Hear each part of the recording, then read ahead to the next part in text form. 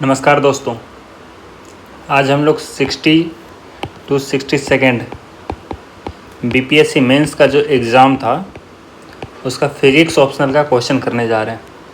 ठीक है, तो क्वेश्चन है आपका, देख लीजिए कि prove the thermodynamical relation dow S by dow V at constant temperature is equal to dow P by dow T at constant volume. ये प्रूव करना है आपको।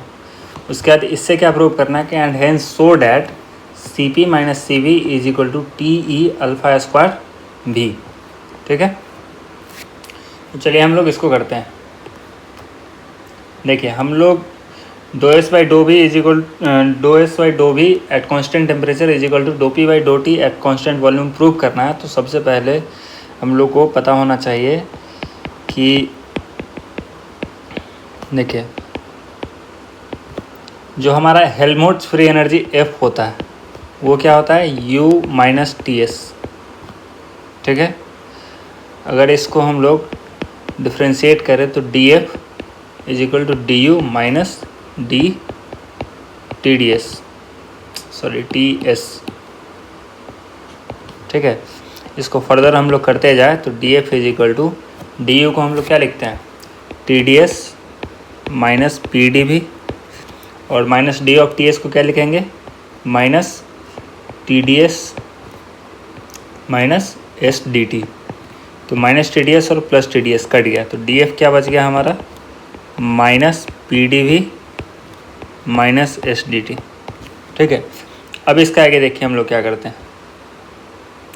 इसके आगे हम लोग करते हैं कि फॉर आइसोकोडिक प्रोसेस, आइसोकोडिक प्रोसेस क्या होता है, जिसमें वॉल्यूम कांस्टेंट होता है। तो आइसोकोडिक प्रोसेस के लिए हम लोग का जो एस होगा वो हो जाएगा dow F by dow T with minus sign at constant volume. ठीक है, इसको हम लोग चलिए फर्स्ट इक्वेशन मान लेते हैं। फॉर, अब क्या है, फॉर आइसोथर्मल प्रोसेस, एक बार हम लोग डी टी को ज़ीरो करेंगे। For isothermal process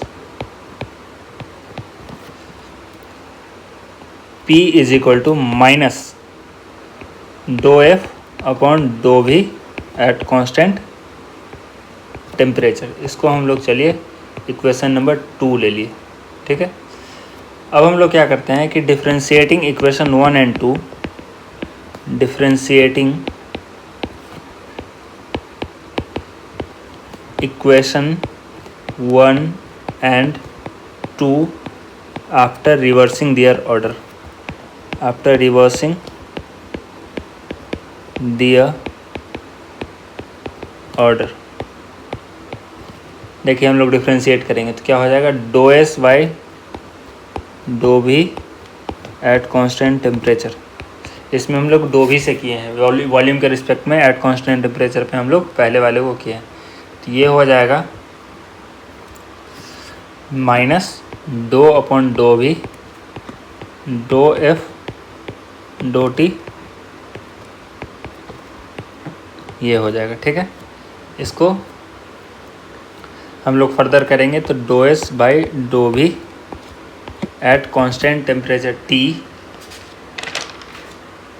is equal to minus do two F by dough V do T at constant volume and temperature T।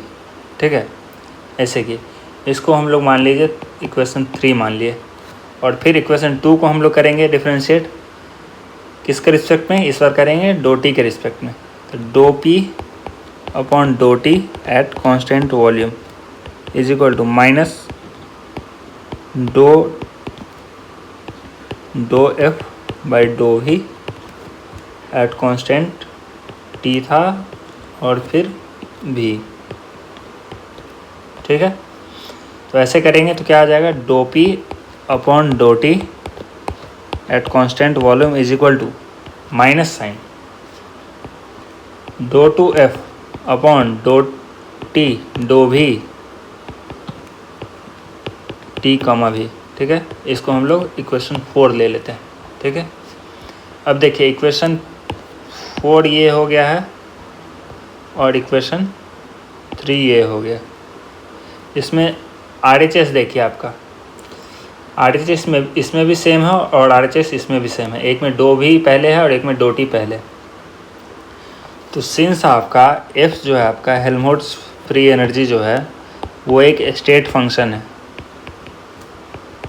State function है, पाथ पे डिपेंडेंट नहीं है, इसलिए हम लोग का पहले डो टी लिखे या डो भी लिखे कोई फ़र्क नहीं पड़ता। तो डैट मीन्स हमारा इक्वेशन 3 और इक्वेशन 4 का जो RHS है वो सेम होगा। RHS सेम हो गया तो LHS भी सेम हो जाएगा। तो क्या लिखेंगे हम लोग, डो एस अपॉन डो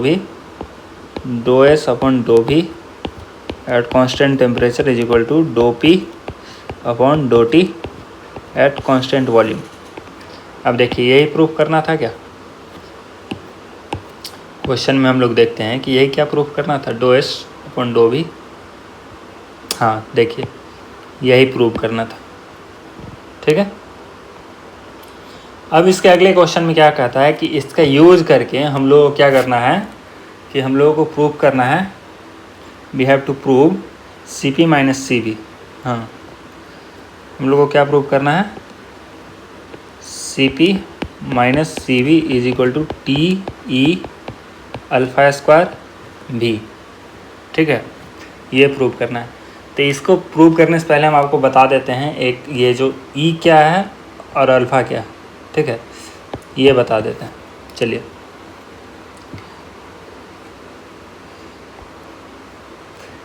यहाँ पर आप देखिए,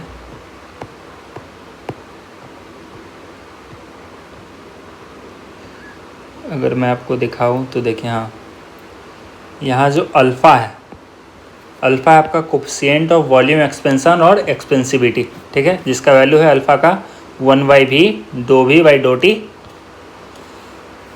एट कांस्टेंट प्रेशर P, ठीक है।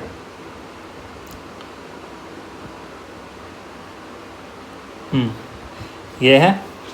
अब हम लोग को क्या करना था, इसी में हम लोग को सेकेंड PDF निकाल लेते हैं ताकि दोनों तरफ हम लोग का देखते रहे।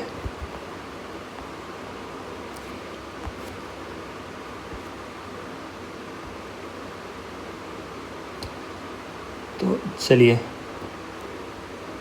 हम लोग क्या कर रहे थे, क्वेश्चंस कर रहे थे, हाँ ठीक है। तो हम लोग को CP minus CV is equal to TE alpha square V prove करना था। तो यहाँ पे देखिए आप कि ये जो आपका अल्फ़ा है वो कोफिशिएंट ऑफ वॉल्यूम एक्सपेंशन और एक्सपेंसिविटी है जिसका वैल्यू इतना है, और E जो है आपका वो आइसोथर्मल इलास्टिसिटी है जिसका वैल्यू है -B dow P upon dough V at constant temperature T, ठीक है। अब इसमें एक चीज़ आप देखिए कि जैसे जैसे आपका वॉल्यूम डिक्रीज़ करता है, जैसे प्रेशर आपका प्रेशर इंक्रीज़ करेगा तो वॉल्यूम डिक्रीज़ करेगा एक कोई कांस्टेंट टेम्परेचर पे, ठीक है। प्रेशर इंक्रीज़ करेगा तो वॉल्यूम इंक्रीज़ करता है, ये प्रेशर इंक्रीज़ करता है तो वॉल्यूम डिक्रीज़ करता है कोई भी कांस्टेंट टेम्परेचर पे, ठीक है। तो डैट मीन्स हम लोग का जो डो पी अपॉन डो भी है ये एट कांस्टेंट टेम्परेचर, ये एक नेगेटिव क्वांटिटी होगा, ठीक है। यही बात हम लोग यहाँ पे किए हैं, ठीक है। इसलिए एक नेगेटिव साइन को इंक्लूड किया गया है आइसोथर्मल इलास्टिसिटी के डेफिनेशन में, ठीक है, ताकि जो हम लोगों का जो आइसोथर्मल इलास्टिसिटी हो वो एज अ होल एक पॉजिटिव क्वांटिटी हो। Dough P upon dough V at constant temperature T ये नेगेटिव क्वांटिटी है, एक और हम लोग यहाँ पे माइनस साइन ला दिए, तो as a whole isothermal elasticity एक पॉजिटिव क्वांटिटी हो जाए, ठीक है। अब देखिए हम लोग क्या करते हैं, ये तो पता चल गया। अब इन दोनों को आप मल्टीप्लाई कीजिएगा तो क्या हो जाएगा, dough P upon dough T भी ये हो जाएगा आपका अल्फ़ा ET, ये याद रखिएगा आप, ठीक है। अब इसका यूज हम लोग करेंगे इसमें, ठीक है। अब देखिए CP माइनस CV, इसको हम लोग को तो क्या करेंगे, हम लोग पहले हम लोग ले लेते हैं let S is equal to S function of T and V, ठीक है। तो यहाँ से आ जाएगा DS को हम लोग लिख सकते हैं dow S upon dow T, फिर हम लोग at constant volume D T plus dough S upon dough V at constant temperature D V. ठीक है, ऐसे हम लोग लिख सकते हैं। फिर हम लोग क्या करेंगे कि हम लोग डिफ्रेंशिएट करेंगे दोनों तरफ टी के रिस्पेक्ट में। ठीक है, एट कांस्टेंट प्रेशर।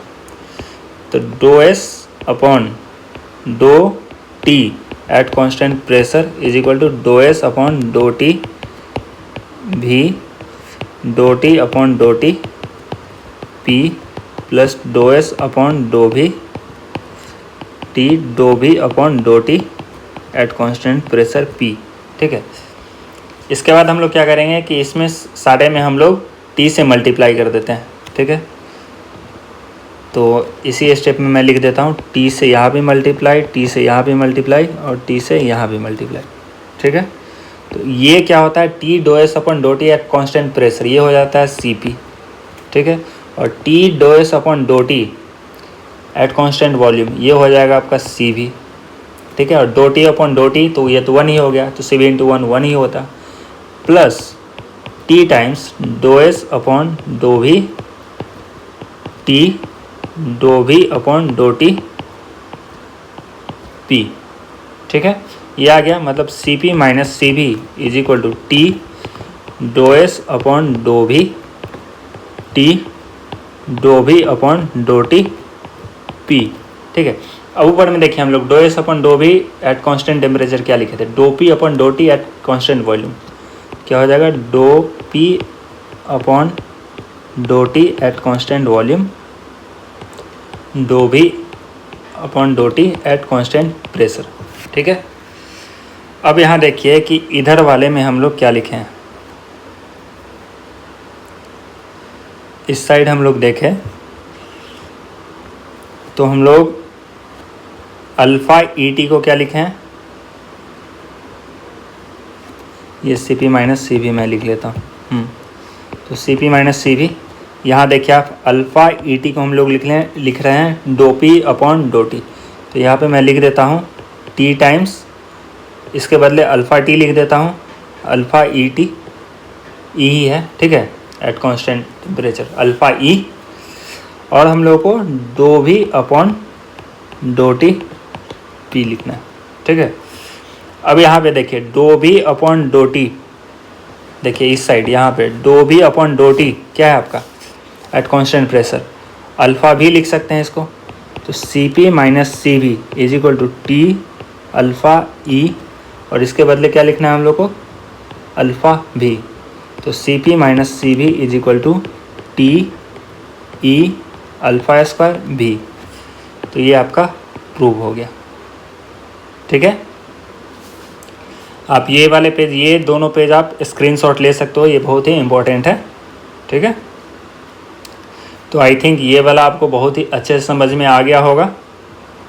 अगर आपको बहुत अच्छे से समझ में आया है तो कृपया करके लाइक करें, हमारे चैनल को सब्सक्राइब करें और अपने दोस्तों से भी शेयर करें।